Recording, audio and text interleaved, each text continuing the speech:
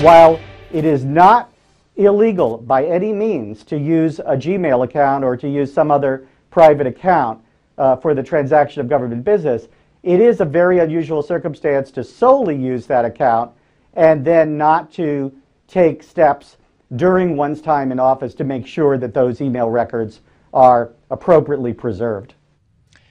Our guest knows all too well about government and emails. Former investigative reporter for CBS News and the author of Stonewalled, My Truth Against the Forces of Obstruction, Intimidation, and Harassment in Obama's Washington, Sharyl Attkisson joins us today. Sharyl, good to speak with you again.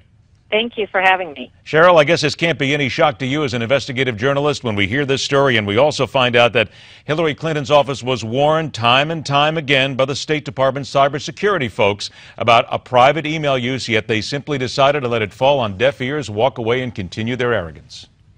Well, let's look at what appears to be a pattern, and I'm not saying it's only this administration. I don't have information on the past one, but we know that under this administration, high-ranking officials in various federal agencies have claimed that they didn't understand or had reasons not to follow federal law that requires certain sorts of record retention.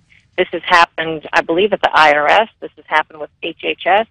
And if people at the highest levels are not following federal law or claiming they don't understand it, what's the law there for? You know, who's going to follow it at all, if not people at the very top? And by the way, I think it's fair to point out here that there seems to be some question from Mrs. Clinton's office as to whether or not she broke the law. And the Federal Records Act, which was passed in 1950, makes it very clear that this involves any sort of records, documentation, anything like this. So indeed, she did break the law. So as you listen and you hear people trying to back up on this, where do you think they're going to go next in trying to make this go away, Sharyl?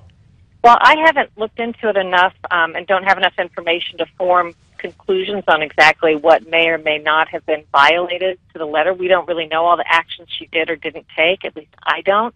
But I can tell you that I heard one answer given that, well, she went through her personal records and she turned over all the emails in which, or that they used as a defense that anybody that she had emailed within the State Department had an obligation to retain their records, therefore all the records are obtainable.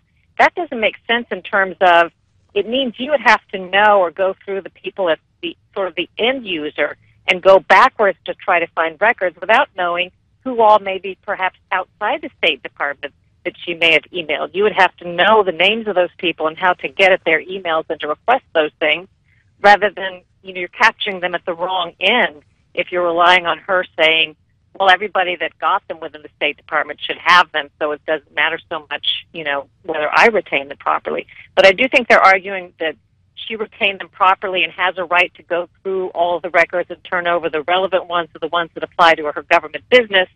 But it seems to me that it's at least inappropriate or disingenuous for a federal official to put themselves in a position of being able to filter through and basically on their own, especially if they're accused of potential wrongdoing, decide what records get turned over. I've got about 90 seconds here, Sharyl. What does this then tell us? You touched on this very briefly, though, about the current culture in Washington, but not only Washington, but this administration, the people there who simply many times believe they are above the law and they do not have to act within the letter of that law. Well, I think that they try to find ways in which they could legally defend that they did act perhaps within the letter of the law, but getting around the intent of the law. In other words, I think they've looked for ways, this administration and sometimes in the last administration, to use text messages, to use alternate forms of communication.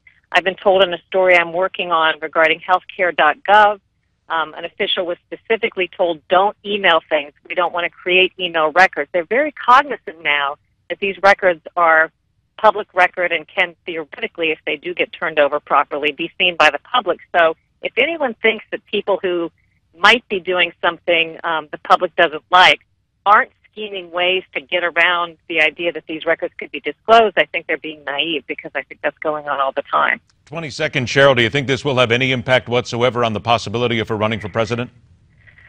Gosh, I don't know. I think the mess over the Clinton Foundation might have some sort of impact as far as this. I think Hillary Clinton supporters turn a deaf ear when it comes to Benghazi. Her detractors, of course, would care, but they're not the ones who are going to vote for her anyway.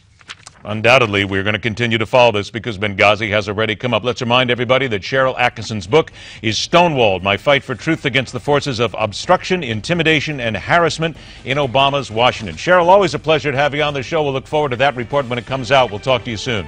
Thank you. All right, take care. The Hillary Clinton issue, there's still a lot more to it.